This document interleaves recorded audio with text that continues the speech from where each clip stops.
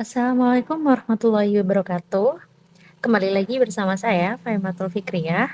Pada kesempatan kali ini, kita akan belajar dan juga berjalan-jalan untuk mengetahui cerita-cerita dari pahlawan-pahlawan kita. Nah, dalam museum ini kita akan mempelajari beberapa cerita-cerita hebat dan juga heroik dari para pahlawan lokal yang mungkin beberapa di antaranya masih belum pernah kita dengar namanya. Oleh karenanya, tak kenal maka tak sayang, kita akan mengenal beberapa kisah dari pahlawan-pahlawan lokal yang kemudian memberikan kita sebuah inspirasi dan juga cerita-cerita heroik yang tidak hanya ada di dalam fantasi namun juga dalam dunia nyata.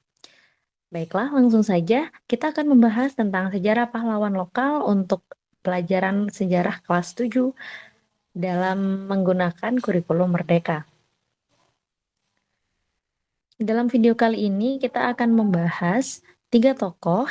Yang pertama ada Ratu Kalinyamat, yang kedua ada Laksamana Malahayati, dan yang ketiga ada Syarif Abdurrahman.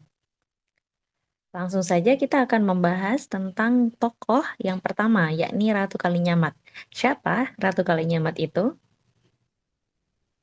Ratu Kalinyamat sendiri adalah seorang putri ketiga dari Sultan Trenggana dan beliau masih termasuk dalam keluarga kerajaan.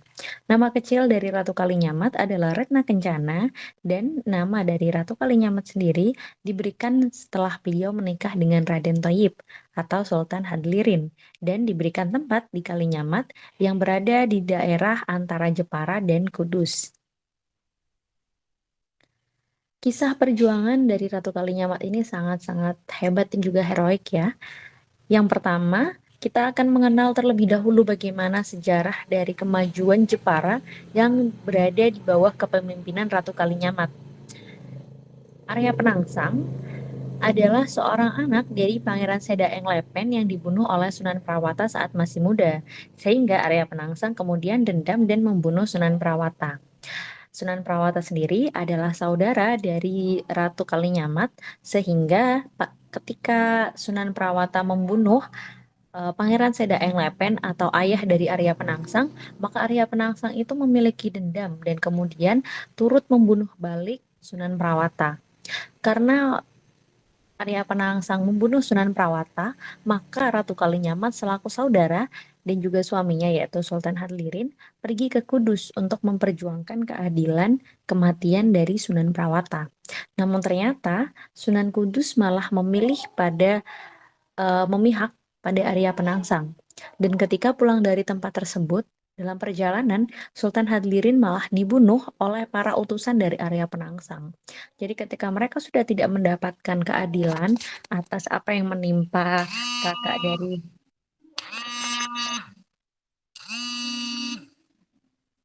atas apa yang menimpa dari kakak Ratu Kalinyamat, maka kemudian mereka pun akhirnya beranjak pulang. Namun dalam perjalanan pulang, Sultan Hadlirin atau suami dari Ratu Kalinyamat malah dibunuh oleh para utusan dari Arya Penangsang. Karena hal tersebut, Ratu Kalinyamat kemudian melakukan pertapaan di Gunung Danaraja dan melepaskan semua kemewahan yang telah dia dapatkan selama dia menjadi anggota keluarga kerajaan. Dalam pertapaannya tersebut, beliau bersumpah akan memberikan seluruh harta dan juga kekuasaannya kepada siapa saja yang berhasil membunuh Arya Penangsang, orang yang telah membunuh dua orang terdekat dari Ratu Kalinyamat. Karena adanya hal tersebut, maka Sultan Hadiwijaya akhirnya berhasil membunuh Arya Penangsang untuk Ratu Kalinyamat. Sultan Hadiwijaya juga tidak melakukan pembunuhan itu sendiri, namun beliau juga dibantu oleh Ki Pemanahan, Ki Jurumartani, Ki Panjawi, dan juga Danang Sutawijaya. Setelah kekalahan dari Arya Penangsang, Ratu Kalinyamat akhirnya menjadi tokoh yang disegani dan juga dikenal sebagai wanita yang paling berkuasa di Jawa. Di bawah kepemimpinannya, Jepara berkembang pesat dan sangat-sangat maju, terutama pada bidang pelayaran dan juga perdagangan. Keberhasilan ini ditunjang oleh pelabuhan yang aman dan angkatan laut yang cukup banyak. Dengan meninggalnya Arya Penangsang, maka Ratu Kalinyamat menjadi tokoh yang paling disegani. Di bawah kepemimpinannya, beliau berhasil memajukan Jepara dalam bidang pelayaran dan juga perdagangan. Selain itu, hal ini juga ditunjang dengan angkatan laut yang sangat banyak dan juga pelabuhan yang selalu aman. Akhirnya, Jepara berhasil melakukan ekspor beras terbesar di Jawa.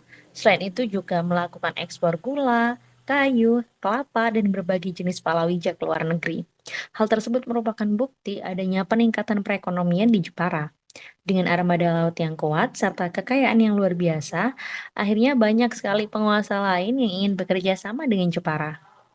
Hal inilah yang kemudian menjadikan Jepara sangat amat terkenal karena kemajuan dan juga kehebatannya dalam bidang pelayaran dan juga perdagangan di bawah kepemimpinan Ratu Kalinyamat. Banyak yang meminta bantuan kepada Ratu Kalinyamat tersebut biasanya untuk membantu mereka mengusir penjajah. Beberapa di antaranya ialah penguasa Malaka, penguasa Aceh, dan juga penguasa Maluku. Berkat keberanian dan juga jiwa kepemimpinannya, Portugis menyebut Ratu Kalinyamat sebagai Raina de Jepara, Senhora Poderosa Erika de Greenwich Dami, yang artinya Ratu Jepara, seorang wanita kaya dan berkuasa, serta wanita yang pemberani. Setelah kita mendengarkan kisah heroik dari Ratu Kalinyamat, kita akan mendengarkan tentang perjuangan dan juga kisah heroik dari Laksamana Malahayati. Siapakah Laksamana Malahayati itu? Laksamana Malahayati atau memiliki nama asli Kemalahayati adalah seorang laksamana wanita pertama di dunia modern. Kemalahayati masih termasuk keturunan dari Sultan-Sultan Aceh terdahulu. Ayahnya adalah seorang laksamana yang bernama Mahmud Shah, sedangkan kakeknya bernama Muhammad Said Shah, seorang laksamana yang juga merupakan putra Sultan Salahuddin Shah yang memerintah tahun 1530 sampai 1539 Masehi. Kemalahayati merupakan wanita yang mempunyai pangkat laksamana Kerajaan Aceh. Beliau sendiri memimpin armada laut Kerajaan Aceh pada masa Sultan Alauddin Riyad Shah Al-Mu'minul, yang masa pemerintahannya ada pada tahun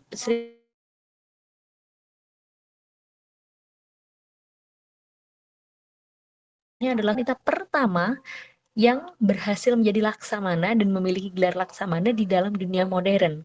Kemalahayati sendiri itu juga masih termasuk keturunan dari Sultan dahulu. Hal ini menunjukkan betapa hebatnya Laksamana Malahayati saat itu dengan basisnya dan juga keturunannya yang sangat-sangat mulia dan juga keberaniannya, beliau bahkan memiliki pangkat Laksamana dari Kerajaan Aceh dan juga memimpin armada laut Kerajaan Aceh. Keren sekali bukan?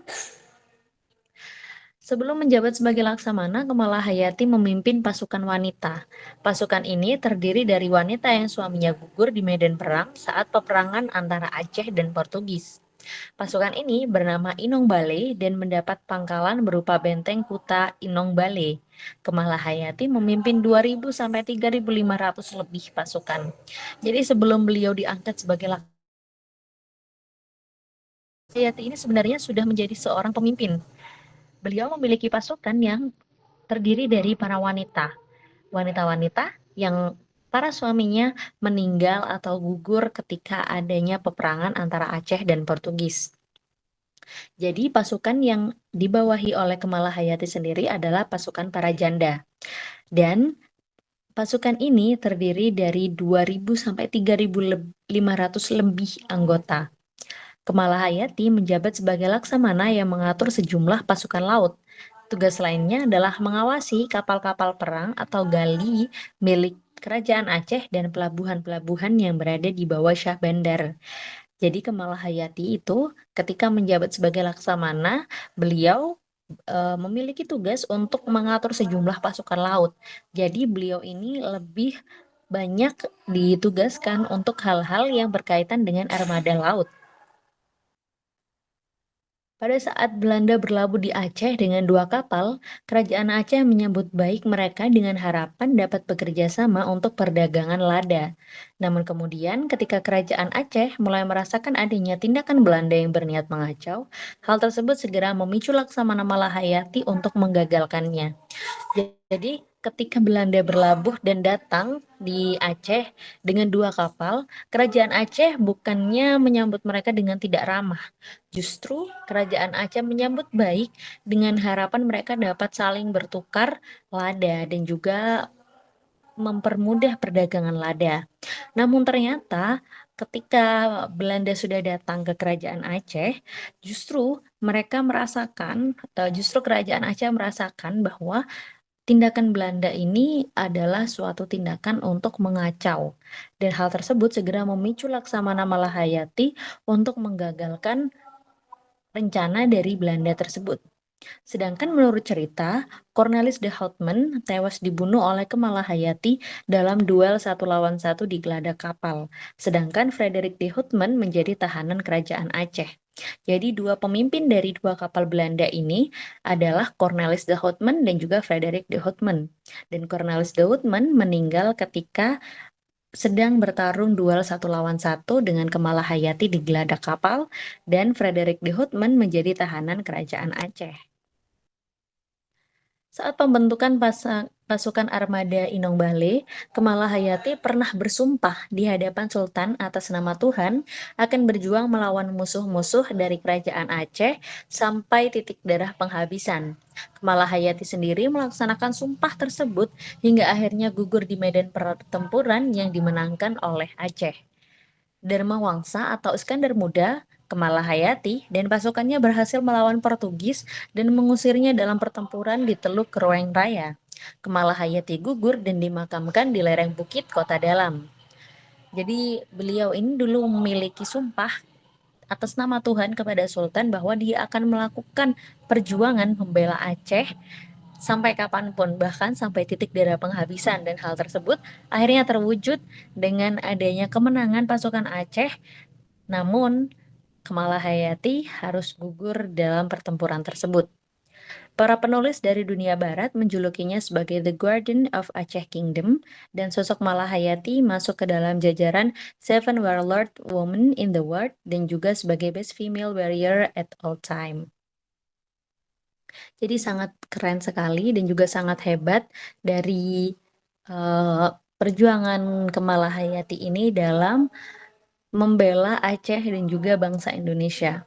Kemudian kita akan membahas tentang Syarif Abdurrahman. Syarif Abdurrahman adalah seorang putra dari Syarif Hussein dan wanita Dayak yang lahir pada tahun 1742. Dan Syarif Abdurrahman sendiri merupakan cucu dari Syekh Abdurrahman Syarif dan juga menjadi menantu dari Sultan Banjarmasin dengan menikahi Ratu Sirih Anom. Syarif Abdurrahman adalah seorang pahlawan yang berhasil menemukan daerah yang sekarang disebut sebagai Pontianak. Kisah perjuangan dari Syarif Abdurrahman sendiri adalah pada tahun 1771, Syarif Abdurrahman bersama pengikutnya melakukan pelayaran di Sungai Kapuas dan berlayar sampai ke Sungai Landak dan akhirnya menemukan daerah Pontianak yang konon dulunya dihuni oleh banyak makhluk halus. Syarif Abdurrahman akhirnya berhasil menduduki daerah tersebut dan mengusir para makhluk halus yang ada di sana dalam duel dan juga pertempuran antara manusia dengan makhluk halus. Setelah berhasil tersebut, Syarif Abdurrahman membangun pemukiman hingga berkembang dan menjadi pusat perdagangan dari berbagai daerah dan juga negara. Syarif Abdurrahman juga mencoba untuk menduduki daerah Sangau dan mengakui supremasi Belanda atau kekuatan Belanda. Ketika Syarif Abdurrahman melakukan ekspansi ke Riau, beliau menyebabkan Raja Ali dari Riau kabur ke Mempawah. Dan hal ini kemudian dimanfaatkan oleh Syarif Abdurrahman. Jadi Syarif Abdurrahman ini adalah seorang pahlawan yang berasal dari Mempawah. Adanya perebutan kekuasaan yang terjadi antara Sambas dan Mempawah menjadi semakin rumit, namun kemudian dapat diredam oleh Syarif Abdurrahman yang menjadikannya lebih dibenci oleh Penembahan Mempawah. Jadi dalam 2 daerah, yaitu Sambas dan Mempawah, itu terjadi sebuah pergolakan sehingga adanya konflik.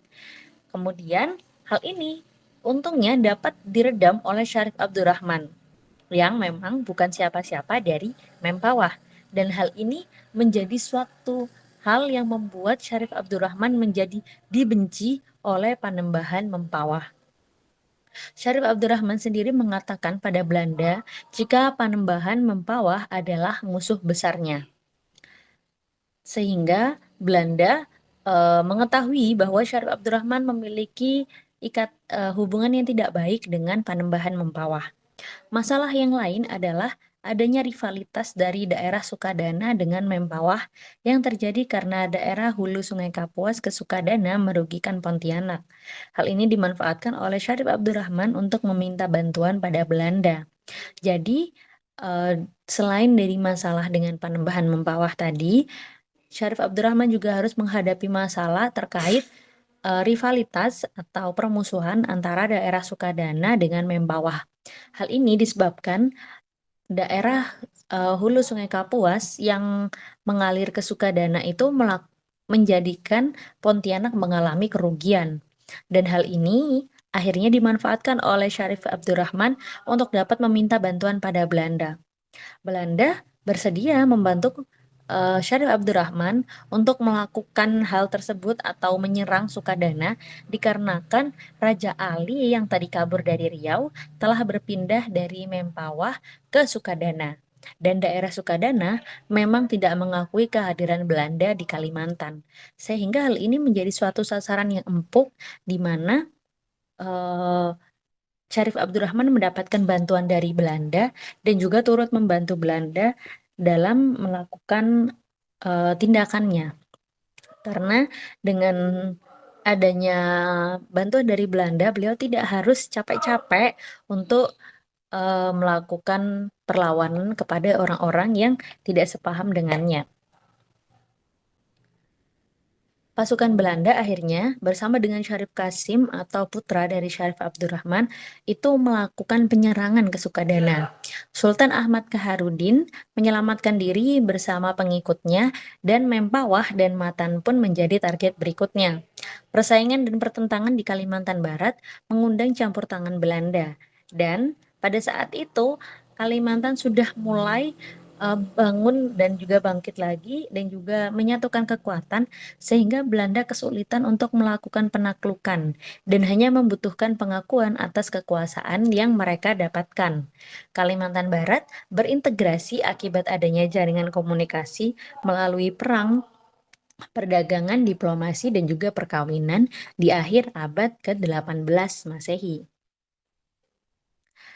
Baiklah, cukup sekian penjelasan video dari saya. Terima kasih telah menyimak video pada kesempatan kali ini. Apabila ada pertanyaan yang ingin kalian tanyakan terkait materi yang sudah saya jelaskan dan juga saya paparkan, kalian boleh langsung menulisnya di kolom komentar dan saya akan mencoba untuk menjawabnya sesuai dengan pengetahuan yang saya ketahui. Terima kasih banyak atas perhatiannya. Mungkin saya akhiri. Wassalamualaikum warahmatullahi wabarakatuh.